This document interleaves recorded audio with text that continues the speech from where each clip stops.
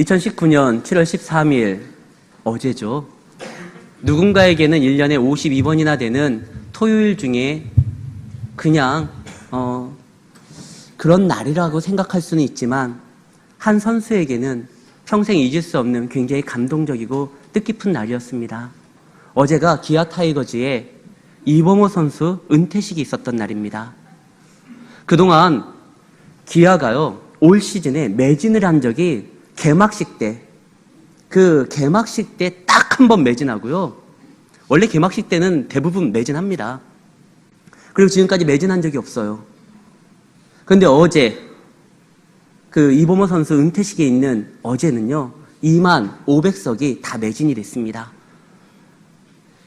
실제로 기아의 모든 선수들을 응원하기 위하기보다도 이범호 선수가 은퇴하는 날이기 때문에 그의 또 다른 인생을 출발하는 데 있어서 팬들이 모여준 겁니다. 서울에서도, 대전에서도, 그리고 우리 진월동에서도 간 사람이 있어요. 어제 제가 다녀왔습니다. 근데 이 이범호 선수가 화려한 선수는 아니에요. 단 한 번도 시즌에서 개인 타이틀을 받아본 적이 없어요. 홈런왕이 된 적도 없고, 그렇다고 해서 타격왕이 된 적도 없고, 최대 안타를 친 적도 없고, 도루를 많이 한 것도 아니고, 더군다나 모든 선수들이 다 은퇴식을 하는 거 아닙니다. 특별하게 인정된 팬들에게 소중한 사람들이 은퇴식을 하는데 지금 기아에서는 첫 번째예요.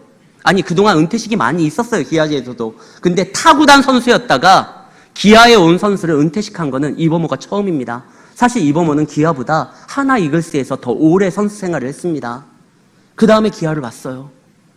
화려한 경력이 있는 것도 아니에요. 그러나 그는 묵묵하게 자신의 역할을 감당했습니다. 그것을 팬들이 안 거예요. 그래서 그 많은 자석을 모든 팬들이 함께 했고, 실제로 어제 뉴스 보니까 한국 시리즈 때보다 표구하기가 힘들었다고 합니다. 정말 매진이 됐어요.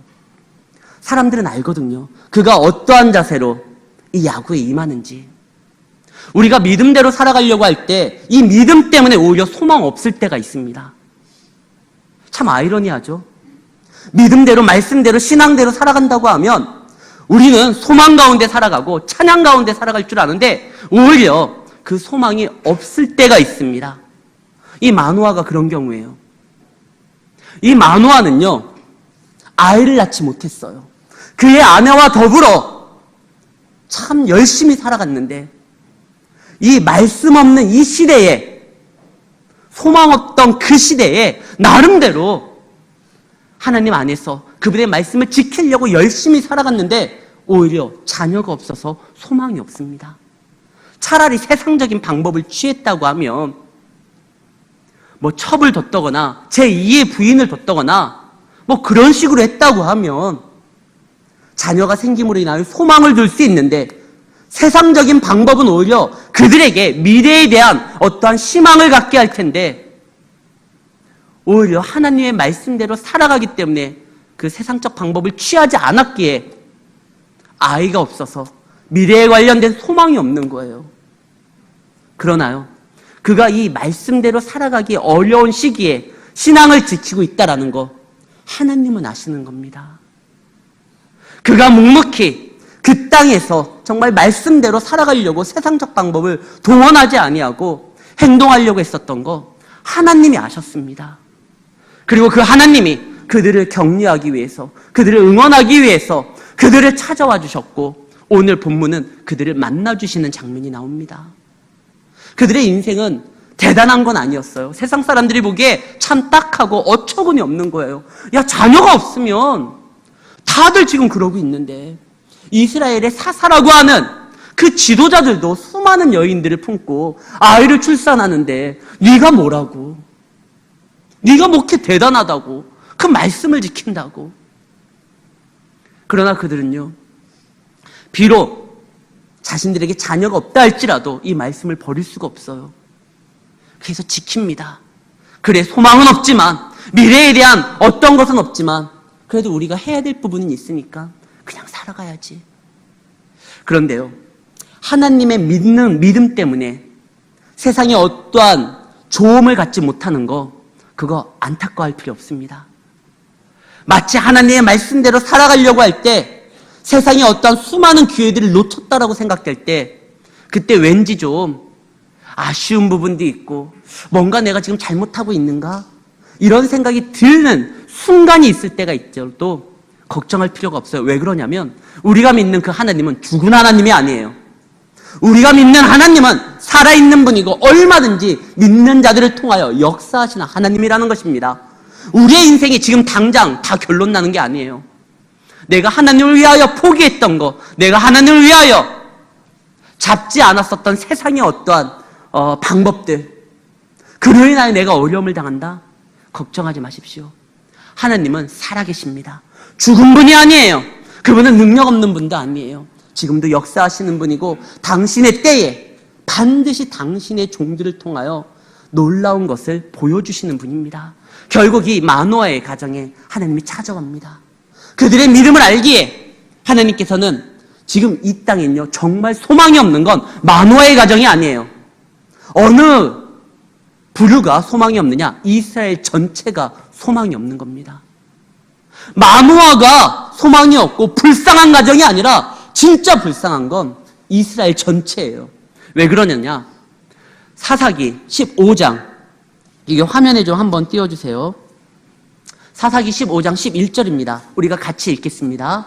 유다 사람 3,000명이 에담 바위 틈에 내려가서 삼손에게 이르되 너는 블레셋 사람이 우리를 다스리는 줄을 알지 못하느냐. 여기까지요. 지금요 유다 지파가, 이스라엘은 유다 지파가 대표 지파입니다. 그 출생의 서열로 따지면 유다 지파는 네 번째예요. 첫 번째가 르우벤. 그러나 네 번째였었던 이 유다가 영적인 장자의 축복을 받았습니다. 실제로 모든 일들은요 항상 유다에서부터 시작이 됩니다. 그리고 하나님이 그렇게 기뻐했던 다윗 왕도 유다 지파고요, 예수님도 유다 지파에서 왔습니다. 다른 지파들은요 신앙이 없다 할지라도 유다 지파만큼은 하나님께 온전히 드리는 믿음의 삶을 살아가는 그런 대표 지파예요. 근데 지금 우리가 읽었었던 사사기 15장 11절에 이 말을 누가 하느냐? 유다 지파가 하는 거예요. 유다 지파가 뭐라고 하냐면요, 삼손을 잡아가지고요 블레셋 사람들 손에 넘겨줄 때 이런 말을 하는 거예요. 블레셋 사람들이 우리를 관할하는 거 너 알지 못해? 이게 유다 지파가 할 소리예요. 블레셋이 침공해 왔으면 세상에 어떠한 역사가 하나님의 나라를 무너뜨리려고 공격해 왔으면 먼저 일어나서 믿음으로 신앙으로 싸워야 될 지파가 유다 지파인데, 지금 유다 지파가 뭐라고 하냐면 그 싸우고 있는 삼손을 잡으면서 야 블레셋이 우리를 관할한다, 블레셋이 우리를 지배하고 있다, 우리는 블레셋 사람들 손에 살아가는 거 너무나 좋다, 왜 네가 괜히 끼어들어가지고, 왜 네가 혼자 무슨 신앙이 있는 것처럼 설쳐대가지고 우리로 하여금 곤란하게 만드냐. 이게 유다 지파가 할 소리가 아니에요. 이게 교회가 할 소리가 아니에요. 이게 큰일 날 일이에요. 과거 일제시대 때 교회가 이런 말을 했어요. 신사참배를 강요하니까 그것을 끝까지 거부하는 순교자들이 있었습니다. 그때 교회가 나서서 야 지금 권세자에게 순복하는 것이 하나님의 뜻인지를 모르냐? 왜 너 혼자 신앙이 있는 척 그래가지고 우리로 하여금 교회가 곤란하게 만드느냐. 일제시대 때 많은 교회들이 그랬어요. 이건 교회가 할 일이 아니에요. 지금 유다가 할 소리가 아니에요. 근데 그들은요 왜 이렇게 됐느냐? 그들이 어느덧 블레셋화가 된 겁니다. 세속화가 된 거예요. 세상의 것을 버리기에는 너무나 아까워요. 그러나 갖고자 하면 뭔가 찜찜해요. 양심에 꺼리낌이 있고 왠지 믿음상 이거 아닌 것 같아요. 그래서 그들의 결론이 뭐냐? 세상의 것을 버리기는 아깝고 갖고 있자니 찜찜하니까 교회로 갖고 들어온 거예요. 그래서 교회나 세상이나 구분이 안 돼요. 원래 하나님께서 이스라엘 백성들을 따로 빼내어가지고 가나안 땅에다가 심으셨던 이유는 거룩한 백성의 삶을 살아가라고 하는 거예요. 저들에게 물들지 말고 한번 하나님의 나라를 이 땅에서 건설해봐라 이랬는데 그들이 하는 행동이 뭐냐? 세상의 것이 너무나 좋으니까 세상의 것을 아예 교회로 갖고 와가지고 신앙생활을 하면서도 세상 것을 얼마든지 누리면서 살아가는 게 전혀 꺼리낌 없이 자기 합리화를 시키기 위해서 그렇게 행동한 거예요. 그래서 그들은 이제 예배 공동체가 아니에요. 블레셋과 구분이 안 되는 사람들이 되어버린 겁니다.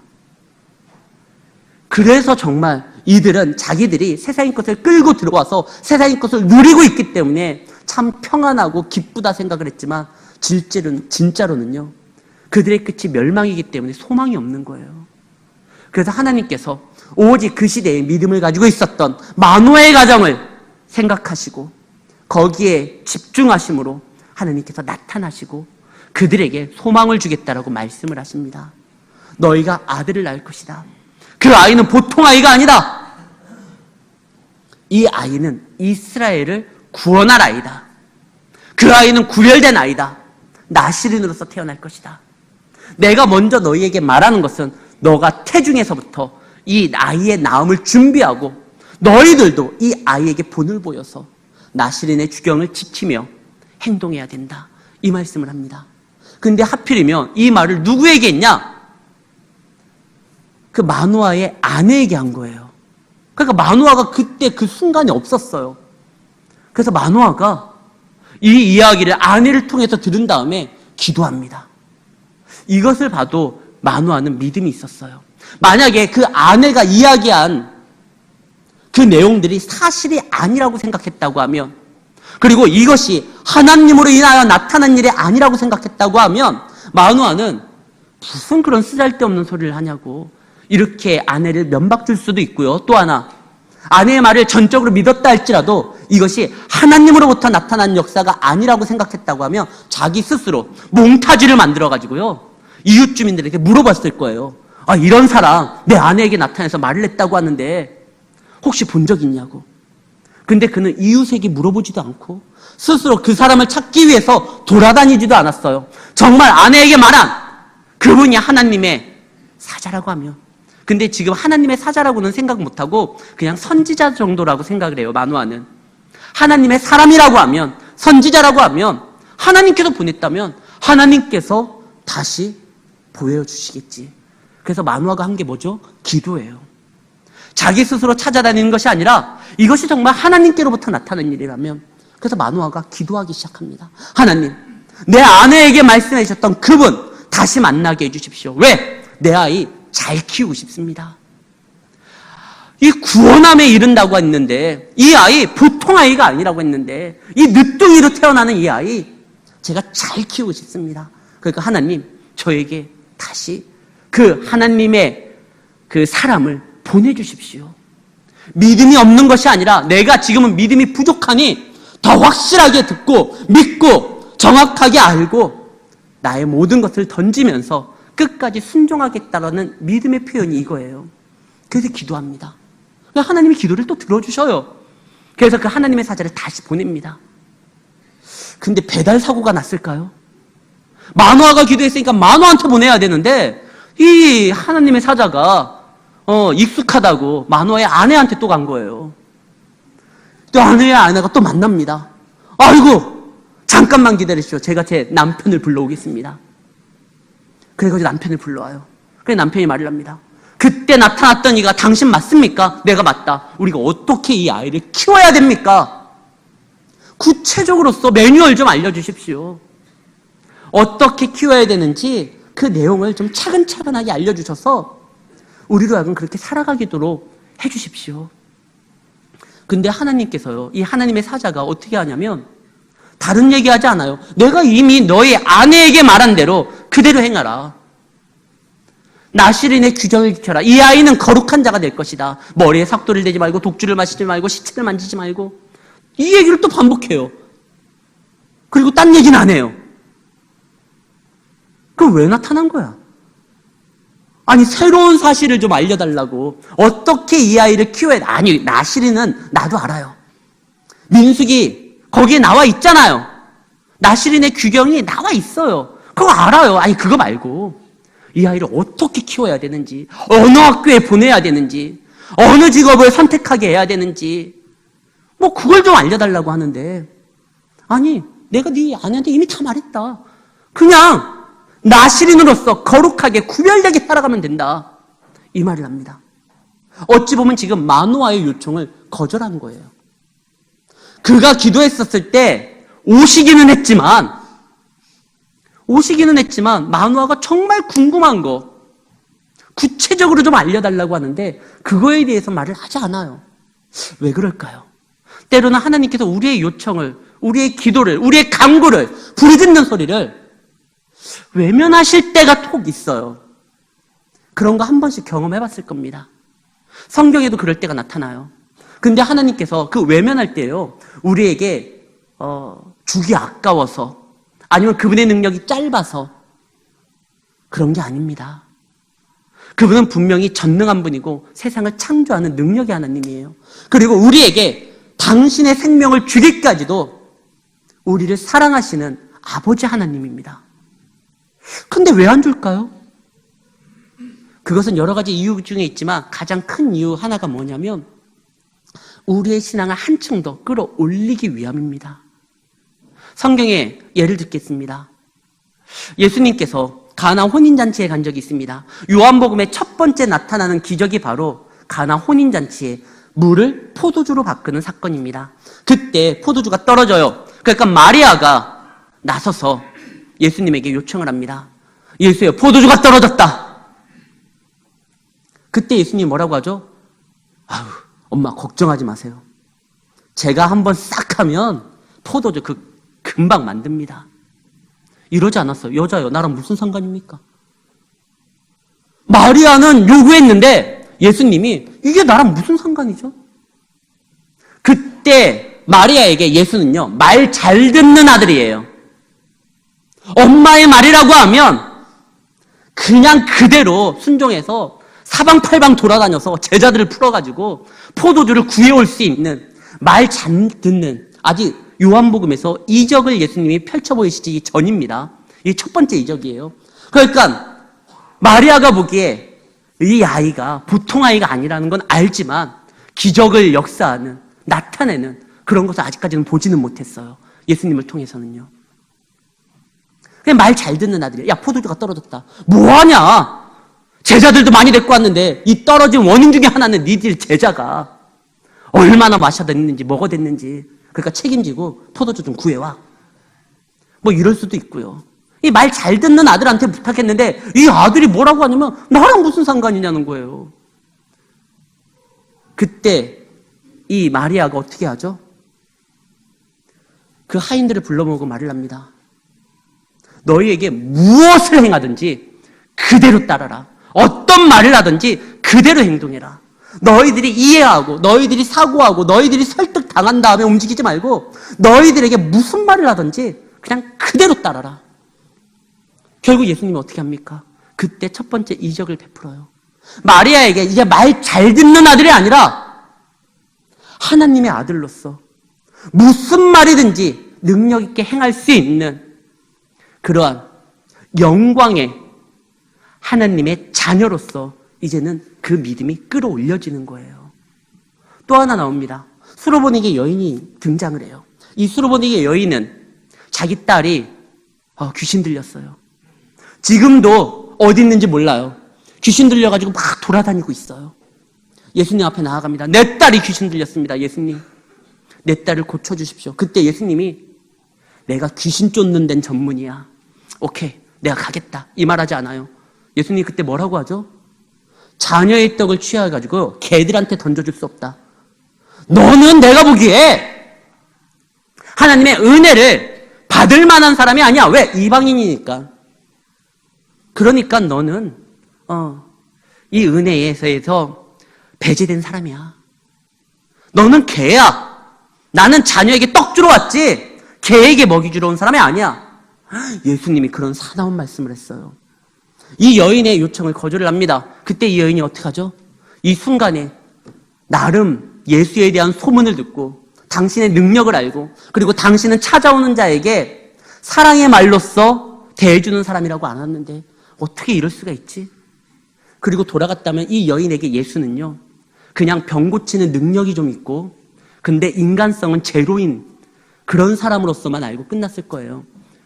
근데 예수님이 그 말을 하니까 이 여인이 이런 말을 합니다. 맞아요. 저는 개예요.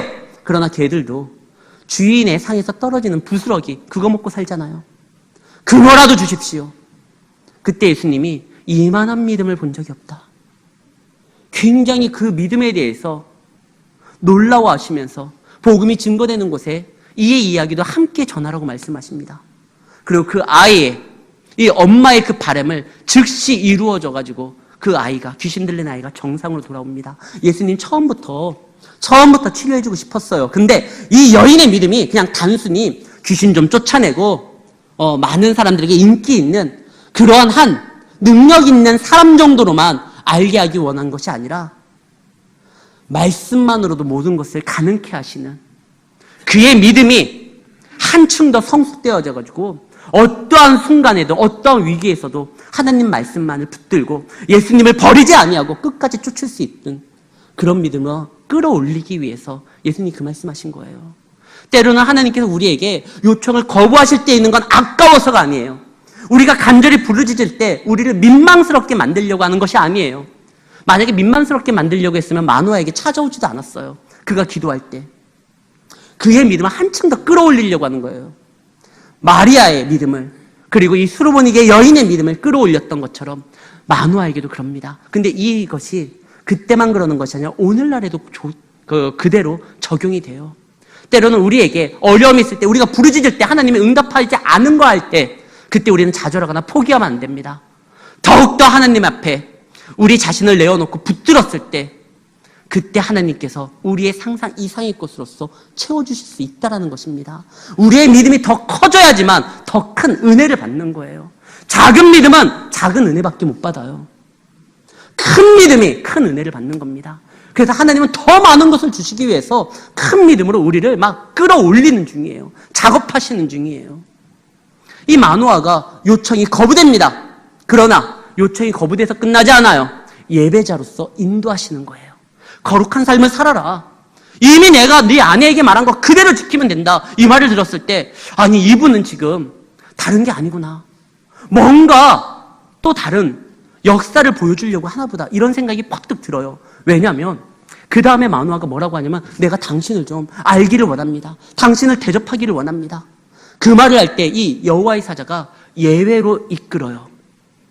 단순히 아이를 어떻게 키우고 살아가야 되는지 가이드북 하나 던져주고 끝나는 것이 아니라 하나님은요 우리에게 가이드북보다 앞으로 어떻게 살아가야 되는지에 대한 규칙보다 더 주하고 중요하고 더 값진 것을 우리에게 주시려고 합니다. 그게 뭐죠? 하나님 자신이에요. 하나님은 우리에게 어떻게 살아가라 그 명령만 하고 끝나는 것이 아니라 가장 좋은 것으로서 우리에게 주시는데 그것은 바로 하나님 자신을 주는 겁니다. 그 하나님 자신을 우리가 언제 받냐? 예배를 통해서 받는 거예요. 지금 마노아를 거기까지 이끄는 거예요. 우리가 어렸을 때는요 아이들에게 하지 말라고 그렇게 금하는 게 너무나 많습니다. 야 그거 먹는 거 아니야. 야 그거 만지면 안 돼. 야 그렇게 행동하면 안 돼. 좀 씻어야 된다. 이거는 먹어야 된다. 다 이렇게 아이에게 강요할 때가 있어요. 실제로 구약 성경에는 율법이 총 몇 개가 등장하냐면 613개가 등장을 합니다. 뭘 먹어야 되는지, 뭘 입어야 되는지, 어디를 가야 되는지 구약 성경에는 그 매뉴얼이 엄청 많아요. 근데 신약에서는 어떻게 합니까? 예수님이 내가 세 계명을 주노니 서로 사랑하라. 하나님을 사랑하고 이웃을 사랑하라. 내가 그랬던 것처럼 너희도 그렇게 행동해라. 아이가 크면은요 이제 부모는 뭐 하지 말라, 뭐는 입고 다녀야 된다. 이렇게 간섭하는 것이 아니라 이제 아이 스스로 부모의 마음을 알고 부모의 뜻을 알고 그 가치관에 따라 그렇게 살아가기를 원하는 거예요.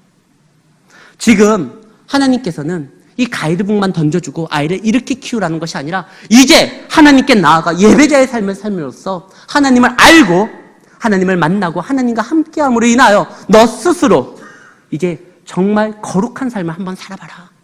이걸 알려주기 위해서 그를 예배자로 이끕니다. 사실 마노아도 큰 결심을 한 거예요. 이때 음식이 흔한 시대가 아닙니다. 고대 근동 아시아 때 특히 사사가 치리하던 그 시대 때는 음식이 차고 넘치는 시기가 아니에요. 근데 그 시기에 염소를 잡겠답니다.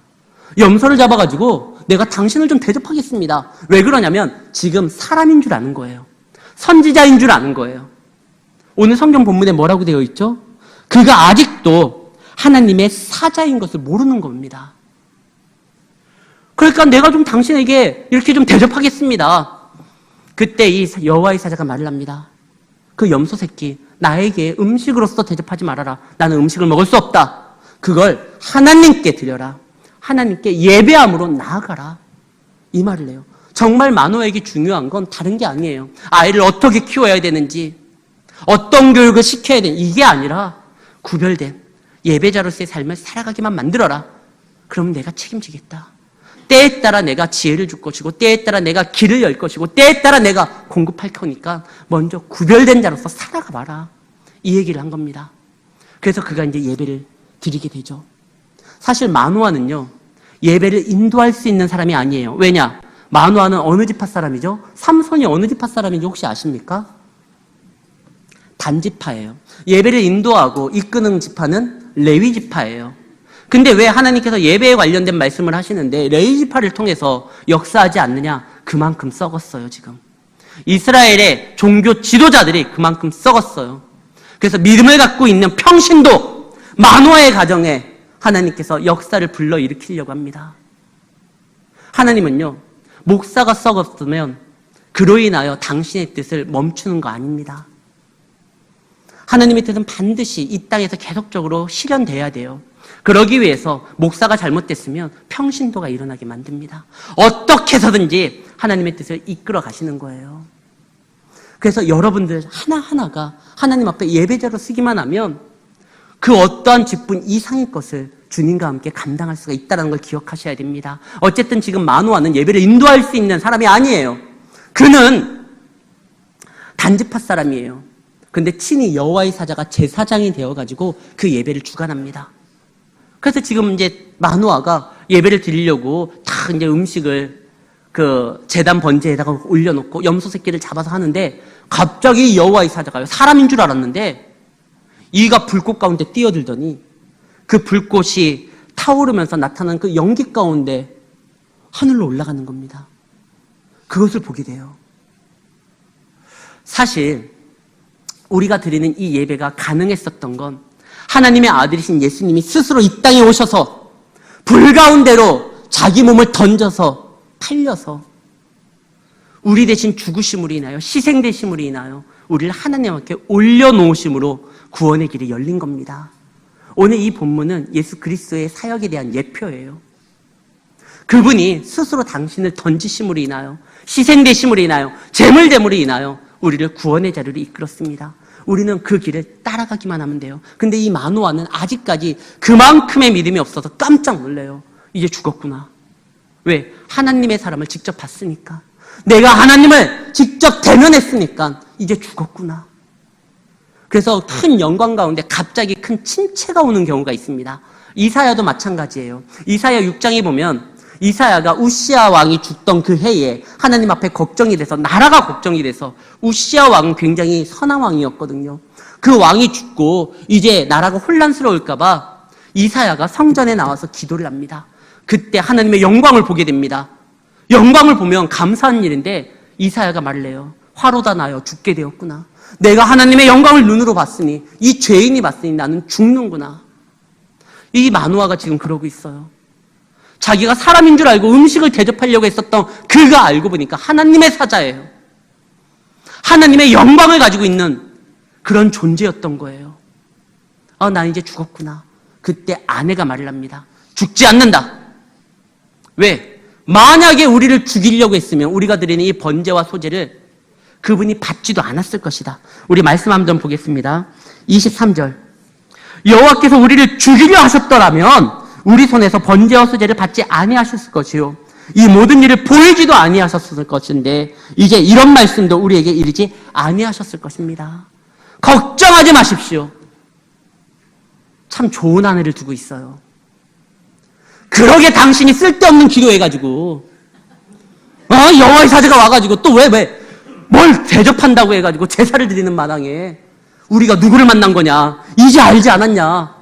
이제 당신의 그 방정맞은 그 입술 때문에 그 호기심 때문에 당신이나 나나 이제 죽게 되었다. 이 아내가 이러질 않아요. 여보 걱정하지 마. 만약에 하나님이 우리를 죽게 했으면 우리의 예배를 받지도 않았을 텐데 받으셨다는 건 또 우리에게 말씀하셨다는 건 우리를 죽이려면 아니야. 우리를 통해서 역사하려고 하는 거야. 참 좋은 아내예요.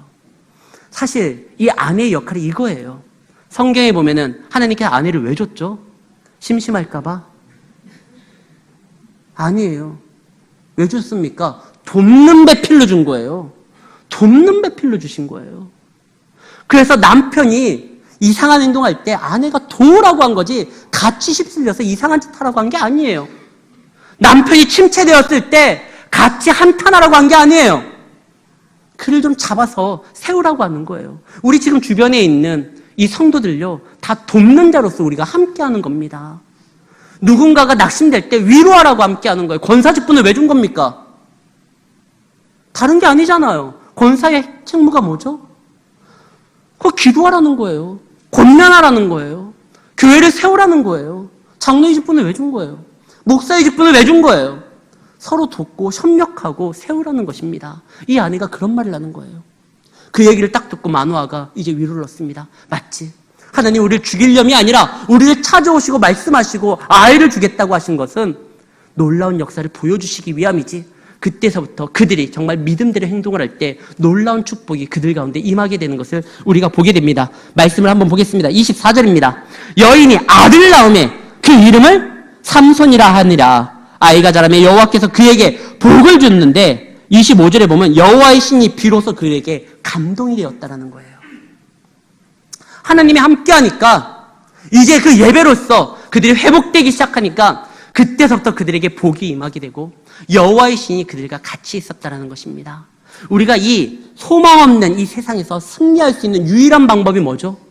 지금 소망이 없고 희망이 없는, 나름대로 희망이 있고 소망이 있다라고 이스라엘 나라들은 스스로 생각을 했어요. 가장 안타까운 게 이스라엘의 문제가 뭐냐면 하나님 없이 그들이 스스로 잘 살 수 있다라는 거짓 희망대로 살아갔을 때, 하나님을 버렸을 때 문제가 된 겁니다.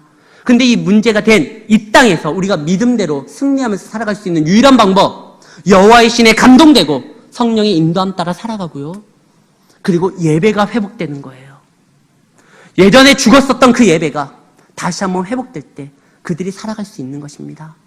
하나님은 그걸 통해서 놀랍게 역사하시는 거예요. 다른 거 없습니다.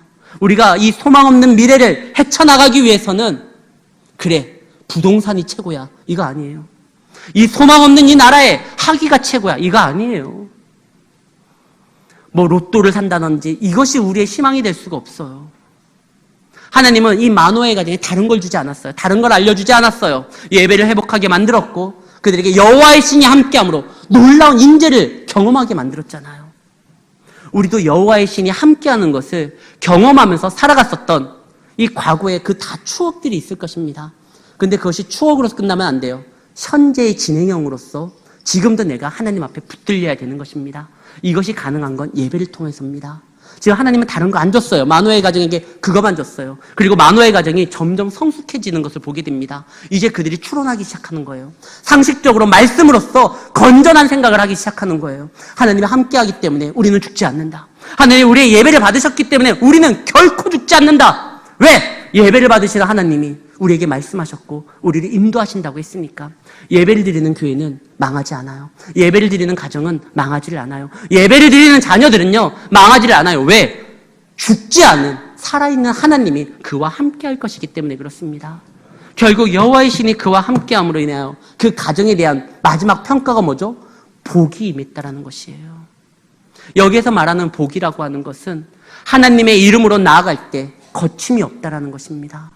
이 땅에 살아가는 데 있어서 우리가 거침없이 주님과 동행함으로써 살아갈 수 있는 이 놀라운 복이 이 자리에 있는 모든 성도들에게 나타나기를 소망하면서 항상 믿음 안에서 예배자로서 승리하시기를 예수의 이름으로 축원합니다. 하나님 아버지 감사합니다.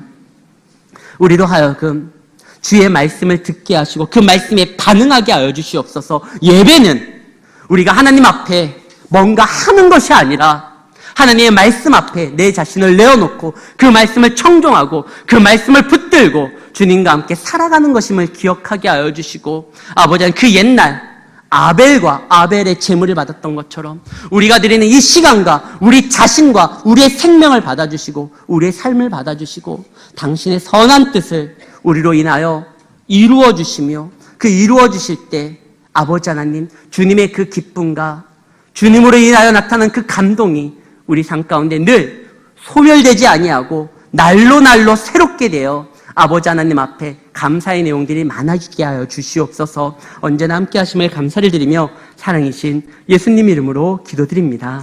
아멘.